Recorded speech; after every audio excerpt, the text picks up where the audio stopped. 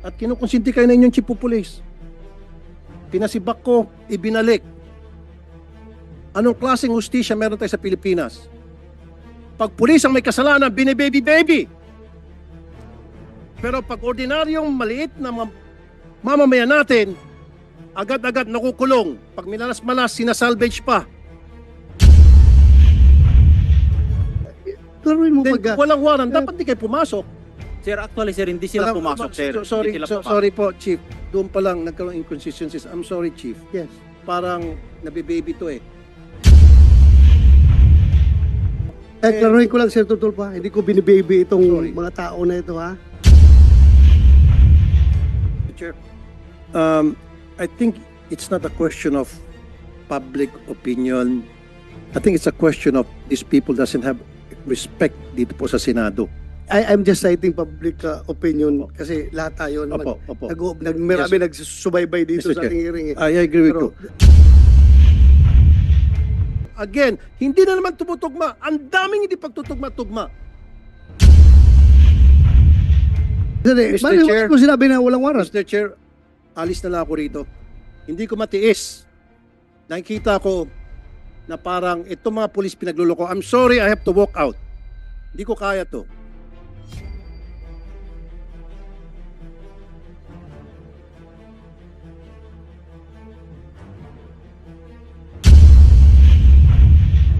Worst thing na sabihin sa akin, binibaby ko kayo, ay hindi ko matanggap-tanggap yan. Na binibaby ko. What's the use of me being the chairman of this committee kung ibibi ko kayo? Sinong pinakamaraming na-contempt na pulis dito sa Senado? Kaninong komite pinakamaraming na-contempt na pulis at saka mga witnesses? Ako. Fair lang tayo dito. Fair. The most insulting action is for that kasama mo dito, mag-walk out, walk-outan ka. Ito nga po masakit eh. Ito mga kababayan natin na maliliit, kung sino pa po yung biktima, pinasok na yung bahay na wala sa tama, walang dalang warrant. Mali yung bahay na pinasok kung talagang merong talaga silang hinahabol. Of course, papalag yung may-ari ng bahay, yung pa yung kinulong. Ang masaklap, ulitin ko ulit dito, nung yung anak susundan yung tatay niya sa presinto para kumustahin, pati yung anak ikinulong. Anong klaseng hustisya meron dito? Nang bugbog pa. Sabi ko nga, kayong tatlo, nagawa nyo yon sa bahay ng Camilon family sapagkat sila'y mahirap. Kung ginawa nyo yun sa bahay ni General Bato de la Rosa, now Senator Bato de la Rosa, baka may kalalagyan kayo. I promise you, hindi nyo kayang gawin yon sa bahay ng mga mayayaman. Hindi nyo kayang gawin yon sa mga taga Forbes Park. Or maski na sa mga wala sa village na mga bahay na mayayaman. Hindi nyo kayang gawin yon. Look at me while I'm talking to you, please. Ikaw, just look at me. Huwag ka matakot, hindi kita kakain, hindi ako kumakain ng tao. Ang tapang-tapang mo, pag pobreng kaharap mo, pero pag sa akin, hindi ka makatingin. Duwag ka pala. Napakaduwag mo. Ang kaya mo lang mga pobre. Titigan mo pa siguro hanggang sa matulang, pero pag kaharap mo ako, takot ka. Bagbuntot mo. Subukan nyo gawin yun sa mga bahay ng mga mayaman. Hindi. Baka naratat na kayo. Nagagawa nyo yun sapagkat alam nyo walang kalaban-laban mga yan. And I have witnesses na dati nyo nang ginagawa pala yan. At kinukonsinti kayo na inyong chief of police. Pinasibak ko, ibinalik. Anong klaseng hustisya meron tayo sa Pilipinas? Pag pulis ang may kasalanan, binibaby-baby. Pero pag ordinaryong maliit na mamamayan natin, agad-agad nakukulong. Pag minalas-malas, sinasalvage pa. Kung matatagpuan na ng patay at nagbigti kuno, bakit ganito ang hustisya sa atin? Pag pulis, nagtatakipan, nakakalusot. Pag pobreng kababayan natin, nakukulong agad. Yung mga karapatan, tablado. Nabubugbog pa. Ngayon, nasibak nga itong si Chief of Police dahil sa mga lapses na binanggit ko, ibinalik. Chair, I think it's not a question of public opinion. I think it's a question of these people doesn't have respect dito po sa Senado. I'm just citing public opinion kasi lahat tayo naman. Opo. Marami nagsusubaybay dito Mr. sa ating hearing. I agree with you. The Kasi- legal aspect is beside that. Kasi issue. Mr. Chair, kung matatandaan mo, in fact, we waited for several minutes, almost half an hour or so, na binigyan natin sila ng pagkakataon makausap yung counsel, yung lawyer. Nag-usap-usap sila dyan banda. Hindi natin sila pinilit, Mr. Chair. Walang pumilit sa kanila. Silang kusa nagsabi, yes. Inulit mo pa ata yun, if I'm not mistaken. Are you sure, sigurado ka, etc., etc. Maging si Senator Tolentino, if my memory serves me right, ganun din. Walang pumilit and they said yes. And then yung kabila, Vicente family said yes. Now, pagtalikod dito, they said no. Para sa akin, panloloko yun. Pambabastos yun sa Senado. Kasi kung ayaw naman talaga nila, alam nila na ata sila later on, sana dito pa lang, nag-no na sila. Hindi naman sila pinipilit eh. They know in their hearts, they know that, Mr. Chair, na paglabas dito Senado, magno-no sila. Alam na nila yun. Kailan dito, sa harap natin at sa harap ng publiko, pinalabas nila na sila ay mag-iya sapagkat wala silang tinatago. Yun yung point ko do, Mr. Chair, na para wag na silang tularan, dapat ipa-show ko sila later on kung bakit hindi sila ma-cite in contempt. Kasi they could have just said no. Hindi natin sila pipilitin, Mr. Chair. Remember? Kung sinabi lang nila no sa atin, tapos na usapan. Move on tayo sa ibang topic. But they said yes. And the kabila said yes. Yun lang po yun. And now, Mr. Chair, may I request next time yung RD siguro, patawag natin, or maybe yung si Chief PNP, if we can request, or si yung administration ng PNP, yung hierarchy, para nakakasama na loob kasi, Mr. Chair, makikita po ng mga biktima at makikita po ng mga iba pang biktima nila in the past, mamaya magpapakita kong video na meron pa sila ibang biktima. At kumbaga, parang gumawa ng kalokohan mga ito, nakalusot na naman, at nakulong pa yung mga katulad namin mahirap. Yes, we will do that in the proper time. Buti pa, Mr. Chair, yung mga ibang PD at RD na nilapitan ko, pag nirelieve all the way.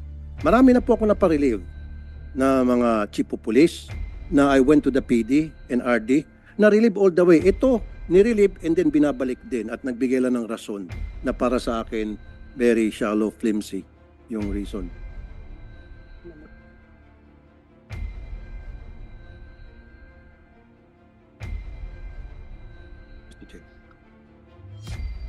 Comsec, pwede ba natin i-play yung video na meron dalawang witnesses against the Bonnet Gang? It has nothing to do with the Vicente case. Ito yung previous case na involved na naman itong grupo. Recidivist eh.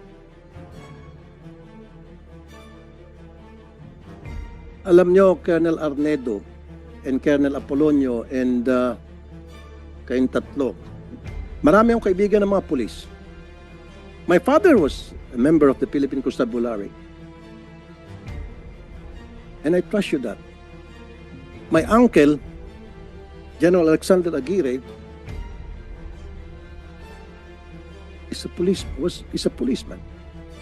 He was a general. Pero ito nga nakakalungkot. Dahil sa mga pinanggagawa ninyo, yung mga accomplishment ng kapulisan natin, nabubura eh.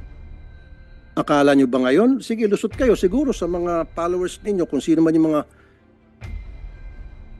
taong naniniwala sa inyo. lusot kayo. Pero sa taong bayan, hindi kayo nakakalusot. Believe me, I've been doing this for so many years. Kaya masama ang loob ko ngayon dahil nakikita ko yung classic injustices na natatanggap na maraming tayong kababayan, iba't ibang klaseng kawalang hustisya sa kamay ng mga pulis. Makailang beses na po ako, Attorney Bernardo, sir, nakainkwentro na pag pulis po ang may kaso, ang bagal po ng hustisya. Ang bagal ng hustisya. Daming proseso. Samantalang pag ordinary mamamayan, wala ng proseso-proseso, kulong na agad. Pakita po natin yung isang video.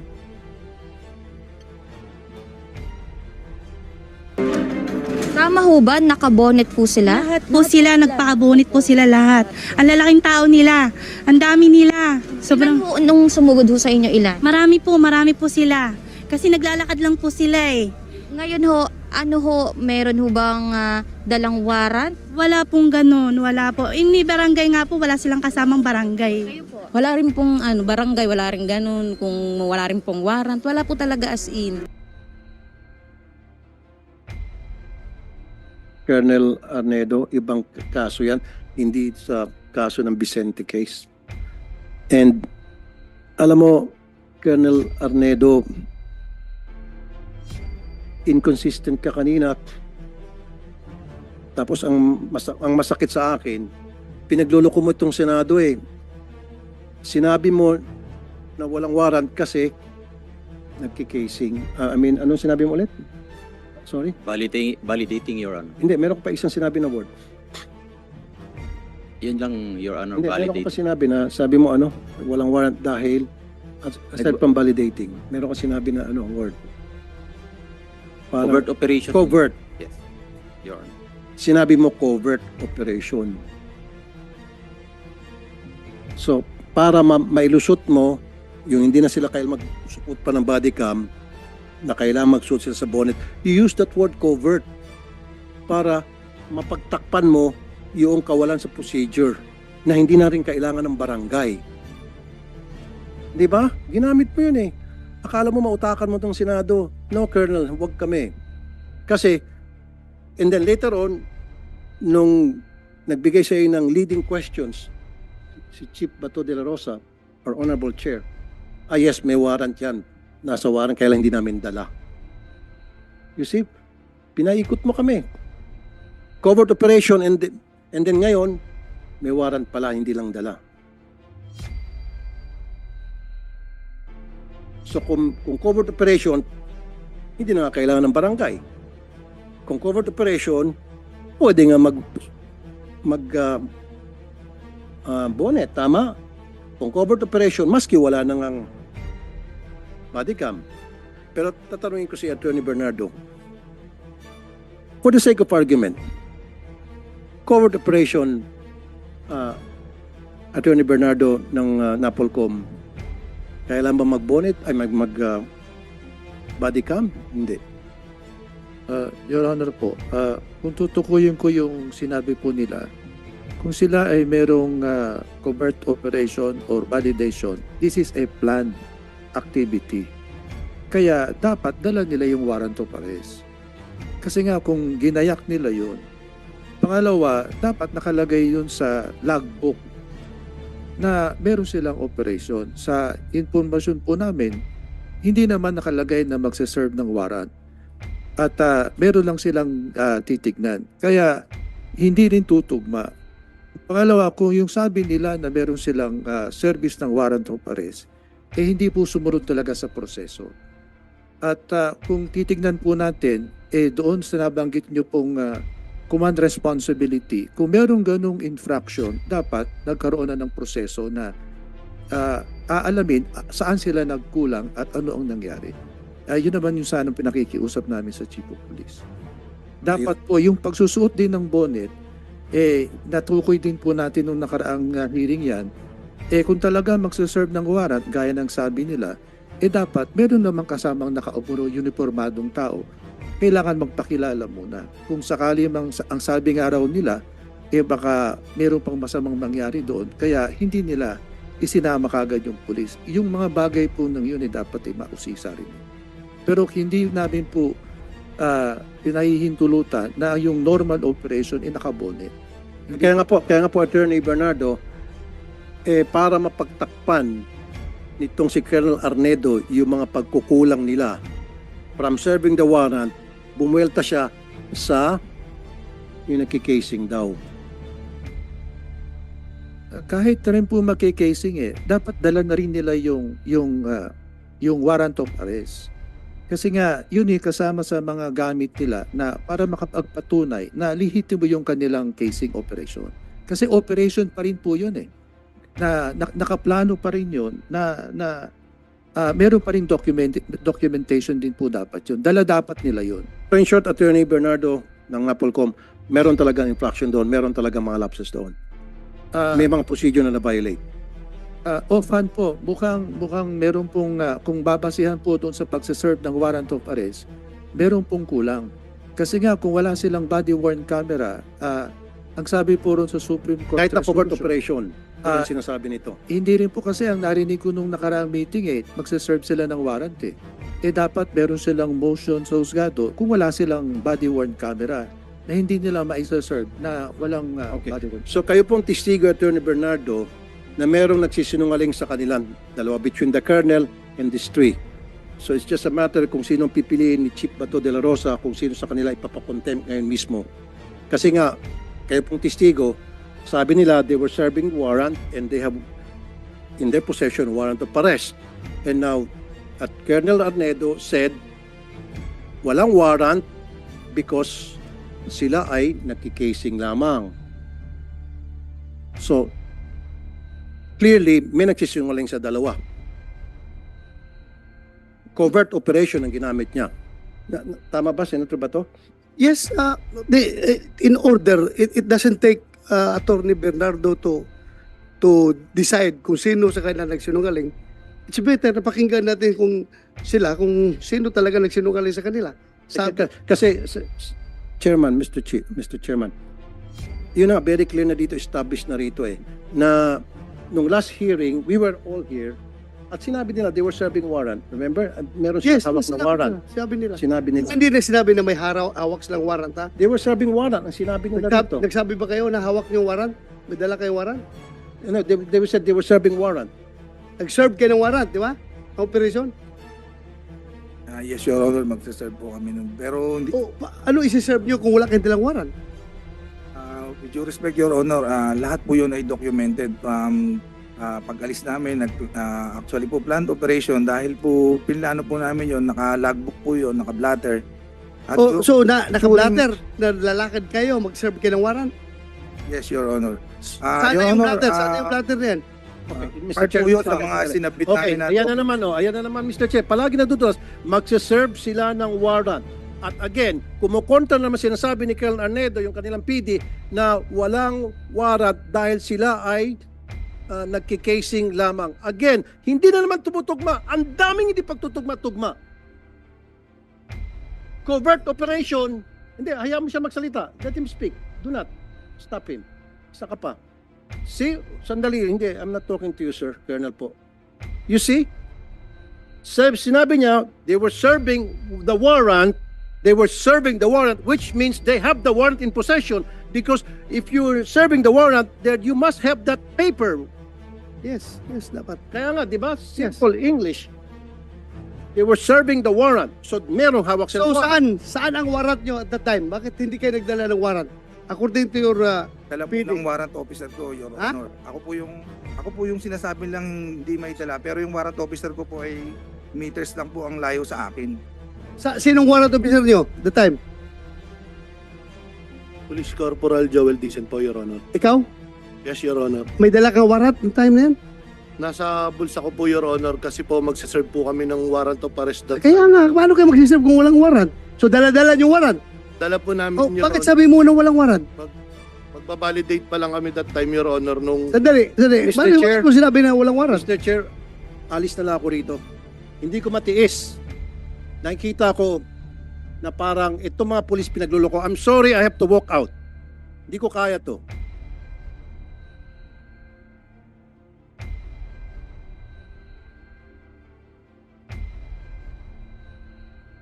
Dahil patuloy tayo, tuloy. Sabi mo walang warrant. Sir, based doon sa report, sir, pagbabalidate nga sila, ang warrant of arrest is nasa warrant officer, sir, which is not part of the validating team. Yung nga, Chief dapat Intel. pinintindi nyo kasi ni Tulpo na ang may hawak ng warrant, yung warrant officer. Yes, sir. Sila, Di- intelligence officer, nagsusurveillance sila kung nandoon yung subject. Di ba? Yes, sir. Kasi pag-serve ng warrant, siya na magsiserve ng warrant. Yes, Your Honor. Naintindihan ko kayo. Naintindihan ko kayo. Yung procedure na yan, ginagawa ko yan nung panahon ko. Ganun man talaga. Magsiserve ka ng warrant. Alangan naman magsusurveillance na ka-uniforme. Bulabog na kayo. Layas na yung subject niyo kung naka-uniforme.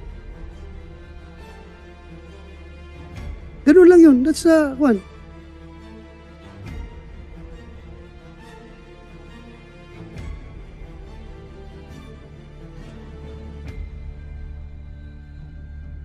Mahirap yung ako. The worst thing na sabihin sa akin, binibibaby ko kayo, ay hindi ko matanggap-tanggap yan. Na binibaby ko. What's the use of me being the chairman of this committee kung ibibi ko kayo? For the record, wala naman sigurong makapagsabi dyan na sinong pinakamaraming na-contempt na pulis dito sa Senado? Kaninong komite pinakamaraming na-contempt na pulis at saka mga witnesses? Ako. Kaya wala akong pakialam kung sino kayo, kung dati ko kayong tao, basta kamali kayo, mamalasing kayo sa akin. Pero pag kayo naman gumagawa ng tama, hindi na ako papayag na wawalang hiyain kayo. Di ba? Fair lang tayo dito. Fair. Ayaw kong sabihin, porque dati akong pulis, bibibihin ko kayo? No. Record shows. And record will vindicate me na ako ang pinakamaraming pinakulong na pulis dito sa Senado. Ako ang pinakamarami. Pero record shows also, kapag nakita ko na ang pulis ay totoo ang sinasabi, ay by all means, dipinsahan ko rin yung pulis. Di ba? Bakit naman wawalang hiyain yung pulis kung dapat hindi dapat wawalang hiyain? Ganun lang ako, fair lang ako dito. Wala akong pinapaboran dito.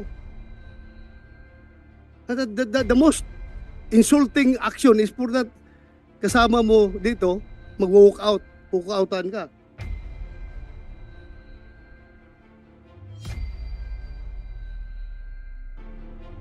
Anyway, that's his prerogative. Kung ayaw na niyang makinig sa hearing, kanya na yan. Ako lang naman, I am trying to be fair here.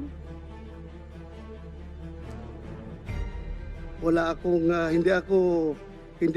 bias dito. Kahit na sabihin nyo, dati akong chief PNP, ang dami ng pulis minala sa akin.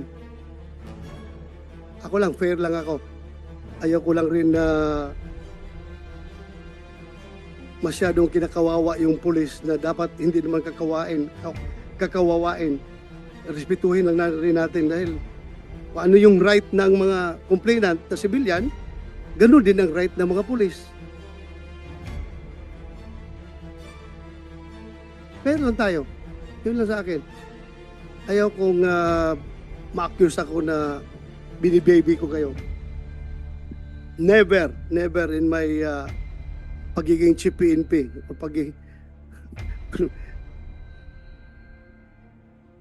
mahirap na magsalita dito. Everything is recorded. If you know me, you will realize, para sa inyo nakakilala sa akin, if you know me, you will really know me.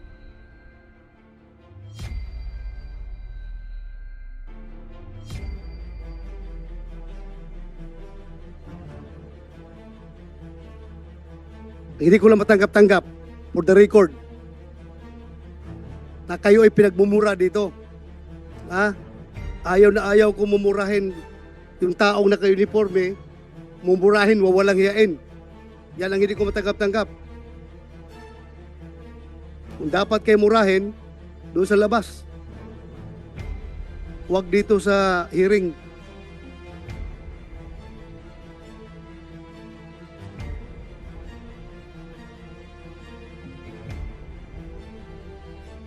Kasi alam ko, gaano kahirap maging pulis. Ha? Alam ko.